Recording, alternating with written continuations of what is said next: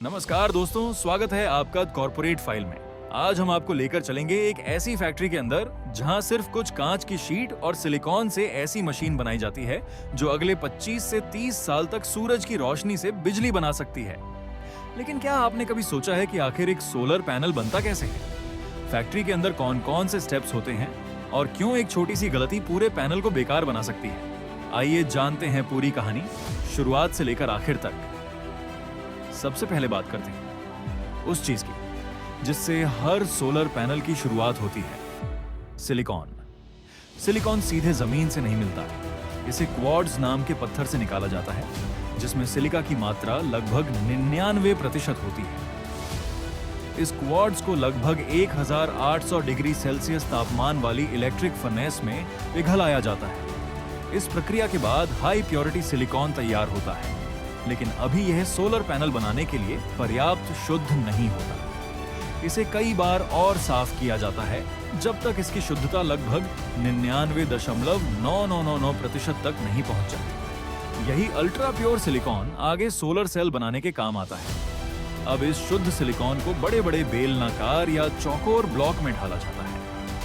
इन blocks को विशेष मशीनों की मदद से इंसानी बाल से भी पतली स्लाइसों में काटा जाता है। इन पतली स्लाइसों को सिलिकॉन वेफर कहा जाता है। यही वेफर आगे चलकर सोलर सेल बनते हैं।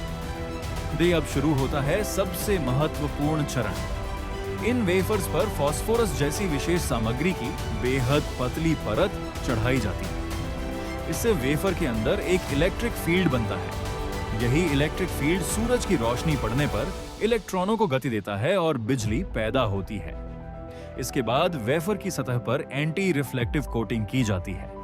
अगर यह कोटिंग न हो तो सूरज की काफी रोशनी वापस परावर्तित हो जाएगी और बिजली कम बनेगी। यही वजह है कि ज्यादातर सोलर सेल हमें नीले या काले रंग के दिखाई देते हैं। अब मशीनें बेहद पतली चांदी की लाइनों को सोलर सेल पर प्रिंट करती हैं। इन्हें मेटल कॉन्टैक्ट कहा जाता है। इन्हीं रास्तों से बनने वाली बिजली बाहर निकलती है। इसके बाद हर एक सेल की मशीनों द्वारा जांच की जाती है। जिस सेल में थोड़ी भी खराबी होती है उसे अलग कर दिया जाता है। अब तैयार सोलर सेल्स को एक एक करके जोड़कर एक श्रृंखला बनाई जाती है। आमतौर पर एक सोलर पैनल में दर्जनों सोलर सेल लगे होते हैं। अगर इनमें से एक भी सेल सही तरह से काम न करे तो पूरे पैनल की क्षमता कम हो सकती है। अब इन सेल्स को कई सुरक्षा परतों के बीच रखा जाता है। सबसे ऊपर लगाया जाता है मजबूत टेम्पर्ड ग्लास।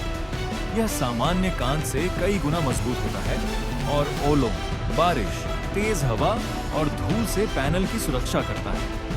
इसके नीचे विशेष EVA शीट लगाई जाती है। यह सोलर सेल्स को मजबूती से पकड़कर रखती है और नमी से बचाती है। सबसे नीचे बैक शीट लगाई जाती है जो पूरे पैनल को अतिरिक्त सुरक्षा देती है। अब पूरा पैनल एक बड़ी लैमिनेशन मशीन में जाता है। यह मशीन गर्मी और दबाव की मदद से सभी परतों को स्थायी रूप से जोड़ देती है। यही प्रक्रिया पैनल को वर्षों तक मजबूत बनाए रखती है। इसके बाद पैनल के चारों ओर मजबूत एल्यूमीनियम फ्रेम लगाया जाता है। पीछे एक छोटा जंक्शन बॉक्स लगाया जाता है। यहीं से तार निकलते हैं जो आगे इन्वर्टर से जुड़ते हैं। इन्वर्टर सोलर पैनल से आने वाली DC बिजली को AC बिजली में बदलता है, जिससे हमारे घर के पंखे, टीवी, फ्रिज और बाकी उपकरण चल पाते हैं। लेकिन फैक्ट्री से बाहर भेजने से पहले हर सोलर पैनल की कई कठिन परीक्षाएं ली जाती हैं। इन्हें तेज रोशनी में टेस्ट किया जाता है। उनकी बिजली उत्पादन क्षमता मापी जाती है। उन्हें अत्यधिक गर्मी और ठंड में रखा जाता है। कुछ पैनलों पर भारी वजन डालकर उनकी मजबूती भी जांची जाती है। सिर्फ वही पैनल बाजार में भेजे जाते हैं जो सभी गुणवत्ता परीक्षण सफलतापूर्वक पास कर लेते हैं।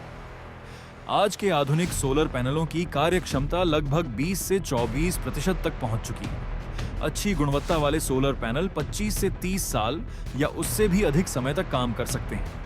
दुनिया भर में हर साल करोड़ों सोलर पैनल बनाए जा रहे हैं और इन्हीं की वजह से ऊर्जा का भविष्य तेजी से बदल रहा है। तो दोस्तों, अगली बार जब आप किसी घर की छत पर सोलर पैनल देखें तो याद रखिए कि उसके पीछे अत्याधुनिक मशीनों, बेहद शुद्ध सिलिकॉन, हजारों परीक्षणों और महीनों की इंजीनियरिंग का योगदान होता है। अगर आपको ऐसी ही बिजनेस, टेक्नोलॉजी और दुनिया की सबसे बड़ी फैक्ट्रियों की कहानियां हो पसंद हैं, तो दी कॉर्पोरेट फाइल को सब्सक्राइब करना न भूलें। मिलते हैं अगली शानदार डॉक्यूमेंट्री में। धन्यवाद।